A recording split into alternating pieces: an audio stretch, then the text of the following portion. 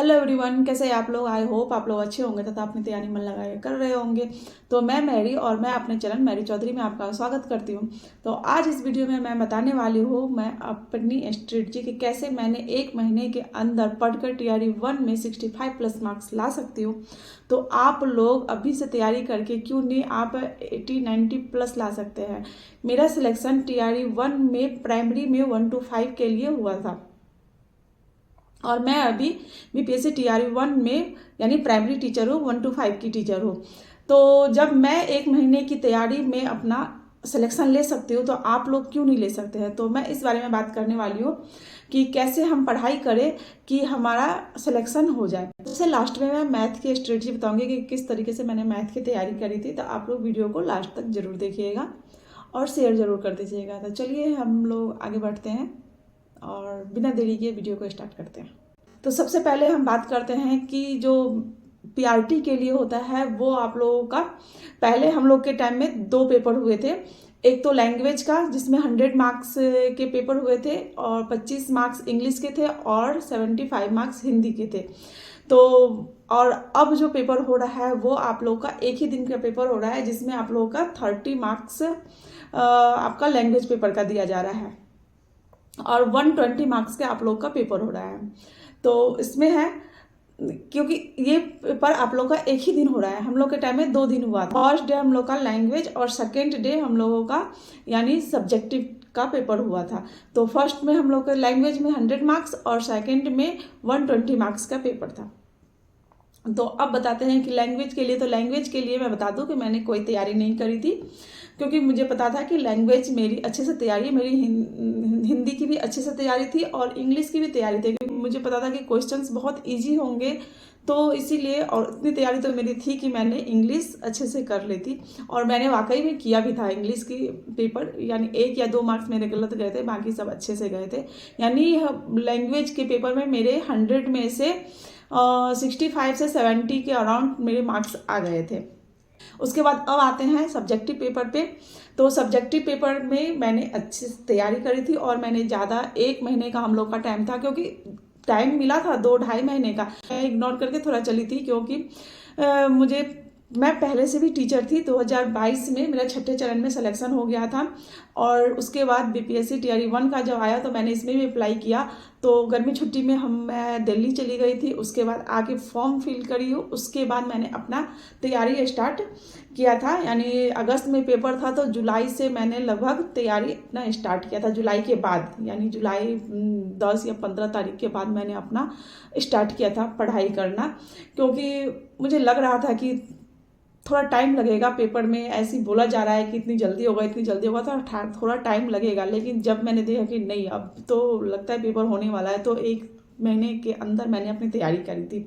तो सबसे पहले मैं इसमें बता देती हूँ आप लोगों को कि रीजनिंग की। तो रीजनिंग की देखिए आपकी तैयारी बहुत अच्छी होनी चाहिए क्योंकि रीजनिंग की मेरी तैयारी अच्छी थी। मैं बता देती हूँ कि बिना बैच लिए मैंने तैयारी किया है और मैंने बैच लिया था 2018 में DSSB के लिए, दिल्ली टीचर के लिए मैंने बैच लिया था 2018 में और तभी मैंने उसी समय मैंने तैयारी किया था। तो उस समय से जब मैंने तैयारी किया था तो ये तो मुझे पता चल गया था कि क्वेश्चंस कहाँ से आते हैं और कैसे पूछे जाते हैं क्वेश्चन।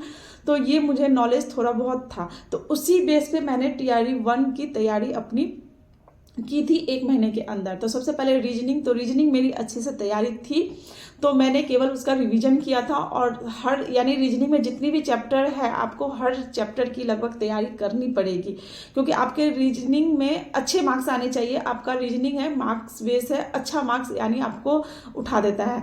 तो इसमें टेंशन नहीं होगी कि मेरे मार्क्स कम थोड़े आएंगे। अगर रीजनिंग में आप पिछड़ जाते हैं तो आपके मार्क्स बहुत कम आने की चांसेस होती है। तो रीजनिंग में अच्छे से तैयारी करिए। बाद मैं बताती हूँ साइंस की। तो साइंस में आपको है कि मैंने साइंस के लिए NCERT को फॉलो नहीं किया था। मैंने क्रॉन पब्लिकेशन की बुक को पढ़ा था और उसके बाद मैंने क्वेश्चंस MCQ लगाए थे और जो भी चैप्टर मुझे मेन लगा तो उसको मैंने नोट डाउन करके उसको बार बार रिपीट करती गई, बार बार रिवीजन करती गई ताकि वो मुझे अच्छे से तैयारी रहे क्योंकि जितनी तैयारी थी तो जो अंडरस्टैंड बेस था, जो समझने के ऊपर था, तो वो मैंने अच्छे से उसको समझ लिया था। लेकिन जो तैयारी कर, जो याद के पर्पज़ से है, जैसे विटामिन्स के नाम वगैरह हो गए, वो लर्न करने की ज़रूरत होती है। तो जहाँ मुझे लगा कि ये पूरे अच्छे से लर्न करना चाहिए और यहाँ से क्वेश्चंस पूछे ही जाते हैं, तो वो मैंने नोट डाउन करके मैंने अच्छे से उसकी तैयारी करी थी। बार बार उसको रिवीजन किया था मैंने, यानी डेली वाइज पे रिवीजन करती गई मैं उसको लगभग, ताकि वो मुझे अच्छे से याद रहे। और मैंने जो साइंस की तैयारी करी है वो मैं बताती हूँ, क्राउन पब्लिकेशन से किया है मैंने, इसी बुक से किया है साइंस की तैयारी और मॉडर्न हिस्ट्री की तैयारी। 2 चीज़ की तैयारी इससे किया है। पॉलिटी, 3 पॉलिटी, मॉडर्न हिस्ट्री और साइंस, 3 चीज़ की मैंने तैयारी इसी से किया है। और उसके बाद मैंने MCQ पढ़ती गई, MCQ लगाती गई और बार बार छोटे छोटे नोट्स बना करके मैंने बार बार उसका रिवीजन करती गई। तो आपको हो गया कि साइंस की तैयारी। और आप लोग का अभी है तो प्लीज़ आप लोग NCERT बुक पढ़िएगा, क्योंकि कंपटीशन बहुत टफ है। मैं बार बार बोल रही हूँ, आप लोग का टाइम बहुत कंपटीशन टफ है। TRE 1 में इतना टफ कंपटीशन नहीं था, यानी था, ये नहीं कि नहीं था, क्योंकि बहुत लोगों का TRE 1 में नहीं हुआ, बिहार में भी नहीं हुआ, क्योंकि उनकी तैयारी उतनी अच्छी नहीं थी। फर्स्ट टाइम बिहार में कोई कंपटीशन टीचर के लिए था, तो लोगों की तैयारी बहुत कम थी। तो उस समय जैसे कि मेरी पहले से थोड़ी तैयारी थी, तो मेरे लिए इतना टफ कंपटीशन नहीं था। जिसकी तैयारी नहीं थी उसके लिए बहुत टफ कंपटीशन था। तो अब है कि सभी को पता है कि अब मुझे पेपर देना है, कंपटीशन है, BPSC के थ्रू मुझे पेपर दे के ही टीचर बनना है। तो अब कंपटीशन बहुत हाई लेवल पे चला गया, बहुत टफ है। तो आप लोग NCERT पढ़िए और अपना बेस मजबूत करिए। तो ये हो गया। फिर हिस्ट्री का मैंने बता दिया कि मॉडर्न हिस्ट्री का मैंने इसी से पढ़ा था और बार बार उसको रिवीजन करती गई। बार बार जो कि डेट्स है या नाम है वाइसराय के, या किसने क्या एसोसिएशन स्टार्ट किया, तो वो सब जितने भी है इसमें। और कांग्रेस की पार्टी जो चल रही थी, वो फिर 1857 की क्रांति, वो सब याद करने की ज़रूरत है। केवल अंडरस्टैंडिंग बेस पे आप नहीं कर सकते हैं, उसको याद करने की ज़रूरत है। तो उसको बार बार रिवीजन करते रहिए, बार बार याद करते रहिए। और उसके बाद है कि आप उसका टेस्ट लगाते रहिए, क्योंकि मैंने बहुत टेस्ट लगाया मॉडर्न हिस्ट्री के लिए, तो आप लोग बार बार उसका टेस्ट लगाते रहिए। उसके बाद आपको हो गया ज्योग्राफी। तो ज्योग्राफी के लिए मैंने 9 और 10th की NCERT की बुक पढ़ी, क्योंकि वो अंडरस्टैंडिंग बेस है और मैप के थ्रू पढ़ना है, जो कि बहुत आसान हो जाता है ज्योग्राफी। और जब आप ज्योग्राफी के लिए पेपर देते हो ना, अगर मैप से हम पढ़े होते हैं, तो मेरे लिए बहुत आसान हो गया था। मैंने मैप से पढ़ा था कि, और जितनी भी रिवर वगैरह थी तो उसको मैंने याद किया था कहाँ पे कौन चीज़ है। जैसे आपको लेक हो गया और बहुत कुछ है, रिवर हो गया, माउंटेन हो गया, तो वो सब मैंने याद किया और मैप से पढ़ा ज्योग्राफी। यानी 9 और 10th का मस्ट है कि फॉलो करिए आप लोग 9 और 10th की ज्योग्राफी, तो वो उससे अच्छे से कवर हो गया था।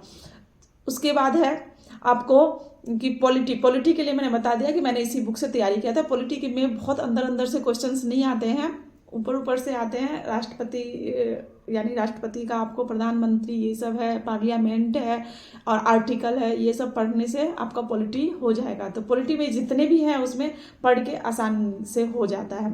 उसके बाद पर्यावरण का रह गया। तो पर्यावरण के लिए मैंने, यानी साइंस और ज्योग्राफी, इन दोनों से आपकी तैयारी हो जाएगी, क्योंकि पर्यावरण के लिए मैंने अलग से कोई बुक नहीं पढ़ा था। इन दोनों से अच्छे से आपकी पर्यावरण की तैयारी हो जाएगी।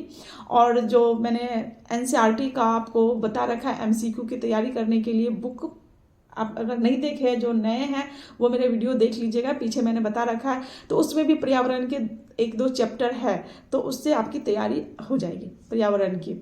उसके बाद करेंट अफेयर। तो करेंट अफेयर के लिए मैंने SPD का बुक लिया था, एक बिहार स्पेशल के लिए और एक आपका वार्षिकांक के लिए।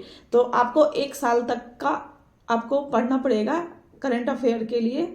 और अगर आप पढ़ रहे हैं और उसके साथ आप वीडियो भी देख रहे हैं तो आपके लिए बहुत अच्छी है, क्योंकि वीडियो में भी आपका लेकिन डेली वाइज ना देख के आप मंथली वीडियो आप देखना ज़्यादा अच्छा रहेगा आप लोगों के लिए। तो आप मंथली वीडियो देखिए, क्योंकि मैंने बुक से तैयारी करी थी और थोड़े बहुत मैंने जो करंट में चल रहा था उसको मैंने देख लिया था करंट अफेयर्स के लिए। करंट अफेयर हो गया। उसके बाद आते हैं अब मैथ। तो मैथ के लिए है कि बहुत मेरे लिए डिफिकल्ट था कि मैथ की तैयारी अब कैसे करें, क्योंकि टाइम एक ही महीना था और मैथ में रिवीजन में बहुत टाइम लगता है, बहुत टाइम देना पड़ता है मैथ में। स्टार्टिंग में तो मैंने मैथ में बहुत टाइम दिया, फिर जब मुझे लगा कि नहीं, अब मैथ्स में टाइम देने से अच्छा है कि बाकी सब्जेक्ट पे टाइम देना चाहिए, क्योंकि मैथ में अगर ज़्यादा टाइम दे रहा है तो बाकी सब्जेक्ट मेरा छूट रहा है। तो मैंने मैथ्स पे बहुत कम टाइम दे करके स्टार्टिंग में मैंने टाइम दिया था, फिर बाद में मैंने बहुत कम टाइम दिया, यानी मैथ्स को बाद में मैंने रिलीव कर दिया कि हाँ जितना होगा वो मैं कर लूँगी, नहीं होगा तो मैथ छोड़ के, यानी मैथ केवल 15 मार्क्स के हैं, बाकी सब्जेक्ट तो है मेरे पास, तो इसीलिए मैंने मैथ्स को छोड़ के मैंने बाकी सब्जेक्ट पे मैंने ध्यान दिया। मगर मैथ्स के जो आसान आसान चैप्टर थे वो मैंने कवर किया था, लेकिन TRE 1 में मैथ्स बहुत हार्ड आया था, तो मैथ्स मेरे ज़्यादा नहीं बन पाए थे। मैं खुद बता रही हूँ, मैथ्स मेरे ज़्यादा नहीं बन पाए थे। तो ये रही मेरी स्ट्रेटजी। मगर आप लोगों को मैथ्स बहुत अच्छे से पढ़ना पड़ेगा। मैथ्स और सारे सब्जेक्ट की तैयारी आप लोगों को बहुत अच्छे से करनी पड़ेगी, क्योंकि बहुत टफ कंपटीशन है, बहुत हाई कंपटीशन है। तो जैसे मैं बता रही हूँ उस तरीके से आप लोग पढ़ते जाइए। और मेरे पास बुक अवेलेबल है जो मैं आपको बताती हूँ, बार बार दिखाती हूँ। और आप लोग घर पे पढ़ रहे हैं, बैच से अगर आप ले रहे हैं तो, क्योंकि बैच लेने में पता है टाइम बहुत वेस्ट होता है, वो बहुत चीज़ पढ़ाएंगे आपको, आपका टाइम फिर उस पर ध्यान रहेगा। तो इससे अच्छा है कि आप लोग खुद से पढ़िए और NCERT की बुक को फॉलो करिए, MCQ लगाइए, इसी से आपकी अच्छे से तैयारी हो जाएगी। मेरी भी तैयारी इसी से हुई थी, ऐसी हुई थी, क्योंकि मैंने अगर DSSB का तैयारी भी किया था, मैंने बैच भी लिया था, तो मेरी DSSB उस समय नहीं निकली थी। मैंने उस समय क्या, मेरी निकली ही नहीं DSSB। तो मैंने अब यहाँ पे मेरी जॉब हुई है बिहार में, अभी पहले तो छठे चरण में हुई थी, अब मेरी ये TRE 1 में BPSC के थ्रू हुई है, PRT में। तो चलिए आज की वीडियो में बस इतना ही, तब तक के लिए नमस्ते, जय हिंद, जय भारत। आप लोग वीडियो को जरूर शेयर कर दीजिएगा।